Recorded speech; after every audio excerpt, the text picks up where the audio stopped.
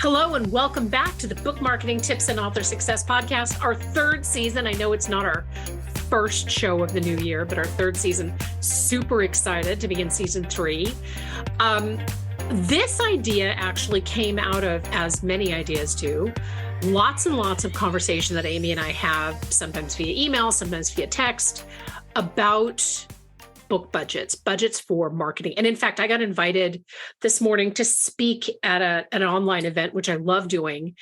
And I asked the organizer, I said, what do you think your authors are most interested in? And she said to me, how to make the most of their marketing budget and how to know what to do, because it's easy to get caught up in wanting to do all the things. And a lot of times, authors come to us kind of like a deer in headlights, not really knowing what to focus on first. I need a hardcover. I need an audiobook. I need a special gold foil edition of this book. I have to have a TikTok account. I need a book tour. And it's all a bit much. And I'm not necessarily saying that those aren't fabulous things, but we're talking about how to stage your success, both with book editions, but also with your marketing, and how to stage your budget in a much more effective way, because the feeling that you have to do everything feels chaotic, and really few people, if any, can keep up with a pace like that you feel you have to do all the things all the time. I mean, what do you think, Amy? Yeah, I absolutely agree. And actually, we did an episode recently on how to make the most out of all of your efforts and especially your wins. And timing and planning was a big theme for that episode as well. And I thought it just fits so great with this topic, meaning, our whole message was don't just do it, understand why you're doing it and how you can make it work for you in multiple ways. Because to your point, Penny, if you don't, you're going to miss out on a lot of benefits and opportunities that all of those efforts can create for you. If you just frantically try to check everything off your list, you rarely get the most out of it either. Right, exactly. So this podcast is really a little bit about pacing yourself, and you have to understand the timeline and what you might want to start with versus what can actually wait. For example, you should definitely launch an ebook and a paperback of your book. And if you want to do an audiobook at some point, great, but it doesn't have to be launched on day one. Yeah, absolutely. I think one of the biggest challenges we see, especially with really ambitious authors, which is great, we love an ambitious author, but is the FOMO, the fear of missing out. So they assume they have to do all the things and work through their checklist as quickly as possible in order to compete or get that bestseller flag. But in reality, success comes when you do the right things in the right order. And again, you're prepared to make the most out of all of that effort. Rarely does it end with just checking something off your list. There's almost always a few more steps involved or a few more ways to squeeze. What was your analogy in the episode? Oh, right. The way my mother used to squeeze water out of a towel. And exactly. But that's a good thing. Those extra steps, those extra wringing you can do to get all that water out. Think of it like getting 3 times the benefits, not 3 times the work. Really it's a mental thing. You have to shift your thinking. Right. Exactly. And a lot of times when I talk to authors, I hear them say all successful authors are doing this. And an example of that is TikTok, right? Every author's doing TikTok. Well, not every author's not on TikTok, right? So it may feel that way, but it gets dangerous when you start to compare your beginning to somebody else's middle, right? So this is really about deciding what's right for you, your individual situation, digging into that, because what happens is if you throw the money at all the things, you don't have enough to continue your marketing. And that's where this budget conversation comes in. So I only have X dollars. Where do I need to spend it at the launch of the campaign, instead of saying, and I tell people sometimes when I'm on the phone with people and they say to me, oh, I have, I don't know, let's just say something fairly high, like $10,000 to spend. I will oftentimes say to them, let's not spend it all right out of the gate. And I joke because I say, I'm going to sound like the world's worst salesperson, but your best kind of marketing is ongoing marketing. And being able to make the most out of absolutely everything that you do. Yeah, absolutely. So starting with the basics is like testing the waters. So like you said, doing an ebook and a paperback and see how the market responds before you start creating other editions that honestly put you deeper into the red at the start. Audiobooks are expensive. Fancy hardcovers with special paper, also very expensive. And, we know those things can be lovely. We've all held like a really amazing book that the production value you could tell was just through the roof. But you should also remember that that's not really the bar, so don't invest more than you'll recoup in these kind of small details that honestly, at the end of the day, not to burst anybody's bubble that has this like gorgeous book coming out, but those small details actually don't really affect whether or not a shopper buys or not, because most books are bought online, Well, those kind of those details, so again, audiobooks, they're expensive. They can be amazing. Those fancy books that have all the great, like tactile, just amazingness, also wonderful, but it's so expensive. And to put yourself in a position to recoup those kind of investments at the very beginning is a dangerous position to be in. Yeah. I think that is an excellent point. And I'm glad that you raised the whole online. So I remember like 22 years ago when I first started in this industry, there were people that were doing like French flaps. And if you don't know what a French flap is on a paperback book, Google it. It's a beautiful, it makes the book just look beautiful. And that's great. But much like gold embossing and race lettering and special editions, it's hard to present that correctly on Amazon because, as Amy pointed out, so much of this is online. And not to poo-poo that at all, because I do think those make for gorgeous editions. But you have to a little bit pick your battles. The other piece of it that Amy mentioned was like launching the ebook and the paperback. Publishing gets easier as you go, as the longer that you go with it, right? So when you first, because we have an author that I've been talking to, and he said, I have this book and I'm so intimidated by all the things. I don't even know what does it mean to upload it to Amazon. I promise you, the first time that you do that, it's going to feel like brain surgery. But the second and third time that you do it, it's so much easier. So all these things become easier and less intimidating, and also obviously less expensive. So make your mistakes early on, right? Before you start rolling out other ones, that will also save you a lot of money.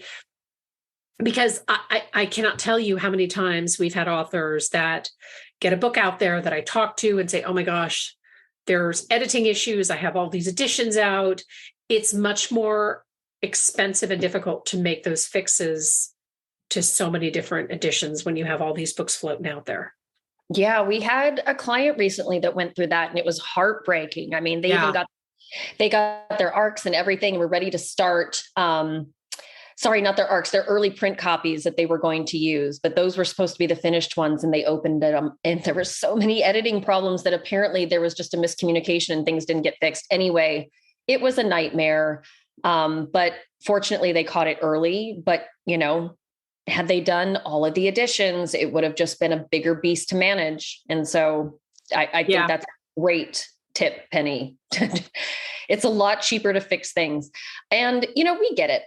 A lot of times, so many authors are eager to kind of get to that next level right away. And we get plenty of authors that come to us that think throwing lots of money at their launch will help them do that. But, as Penny alluded to, we're very candid with people. And we only recommend what we know they can really use to get to that realistic next level, and there's a lot of factors in that. And spending more money to jump the line really doesn't work in publishing at all. And we don't play that game either. I love how you said that spending more money to jump the line. We have to use that as a quote or a meme or something on Instagram, because I think that is such a great analogy. But like the guy that I talked to this week, such a nice guy, great book. His first question to me, really bad cover. Let me just say, great book, bad cover. His first question to me was, how much do I need to spend to become a bestseller? And I'm like, there's no amount of money that you can spend, because this book cover is awful. I mean, I didn't say that to him. She said it to me. Said to Amy, and I yell at Amy, like, we're good cop, bad cop over here. But truly, as a great way of putting it, there's no amount of money that will let you jump the line. Keep in mind that you're launching, your book launch requires a certain amount of marketing dollars, and you layer on top of that all the different editions, and you've just ramped up your expectations tenfold, meaning that you have a hardcover with a dust jacket, a paperback, an ebook, an audiobook. Your marketing has to pay off quickly because you're not going to be able to keep it going. And what I'm suggesting, and this is something that I tell authors that talk to us, don't rush to get your hardback out there. Don't rush to get your audiobook out there. Every single time that you release a new book, it's a new opportunity to market and, pace yourself. Right. Absolutely. And we tell our clients that all the time. And then authors that come to us that are kind of in the middle, like they released their book maybe a year ago, but for whatever reason, they never did a paperback, or God forbid, they never did an ebook, and we tell them with each new edition of your book, there's now more opportunity to market. Like when your audiobook comes out, you get to treat that marketing push like a new release. And we're not going to lie, new releases have a lot more benefits and opportunities than older books do. Yeah. So staggering, to Penny's point, staggering out your different editions really gives you the opportunity to run marketing campaigns as if you have a brand new release. Right. Exactly. And I think that there are also elements of this, and we're going to get into this, I know, in a minute, but there are also elements of this that, if you maybe you launch your ebook and your paperback and you decide, we talk about this a lot, fail fast, maybe you want to redo the cover, and it makes it so much easier to do that if you're staging this.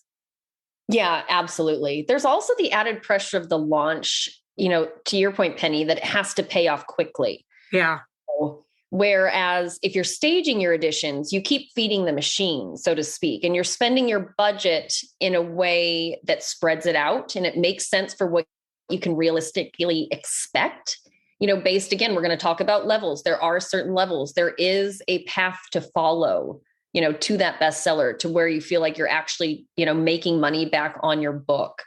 And spreading out your budget is the best way to get there in a more consistent manner without really driving yourself nuts. Right, exactly. And there's a fallacy that book launches have to be successful right out of the gate. And some are, but many aren't, right? Many do better, as Amy pointed out, with more long-term promotion. So let's talk about staging your success properly and getting the most out of your marketing dollars. The first step is planning out your book launch. So get that list of things that you want to do.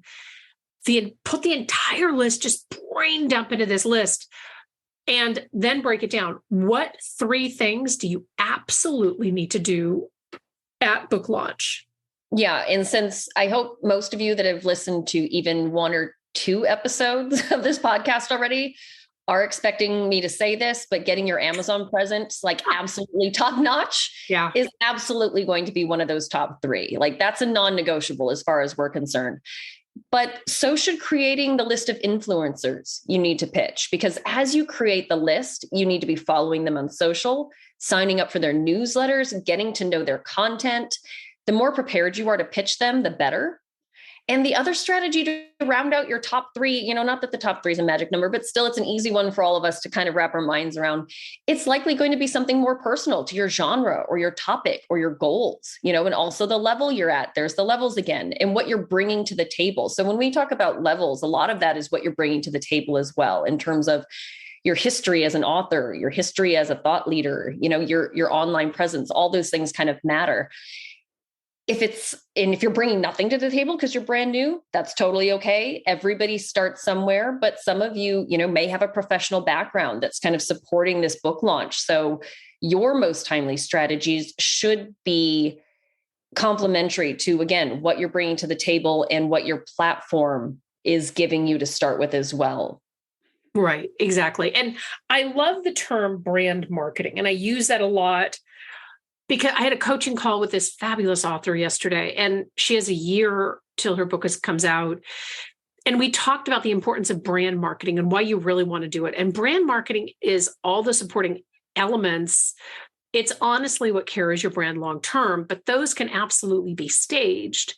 So, and shouldn't all be done out of the gate. Whereas other strategies with expiration dates, like pitching influencers, submitting for big national reviews, generating early reader reviews, those can be your focus at the onset. And part of the reason why I mentioned the brand marketing is that, as Amy alluded to, there's some stuff that you really want to start early that you have that the clock runs out on, right? So influencer pitching, blogger pitching, getting people on social media to talk about your book, those are all things that you really have a time limit on. Because if somebody comes to us a year after the book is out and says, I want to do a blog tour for this book, I want to get influencers, it's like, this book is a year old. It gets to be really, really hard.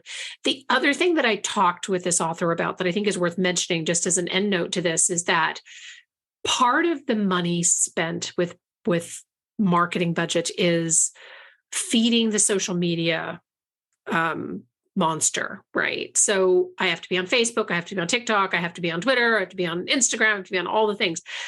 I would encourage you to pick one that you feel really strongly about, that you really resonate with, and go with that until you can own it, until you feel really comfortable, and then move on to others. Because a lot of times what happens is we get on a social media, it's like, well, I'm on Instagram, so I want to run Instagram advertisement, or I want to run Facebook advertisement, or whatever that is, to maximize yourself there. And then there goes your marketing budget. So we hope that this was helpful. As our intention was to get a bit of weight off of your shoulders by confirming that, doing the right things in the right order is so much more critical to your success than checking everything off your list before a hard deadline.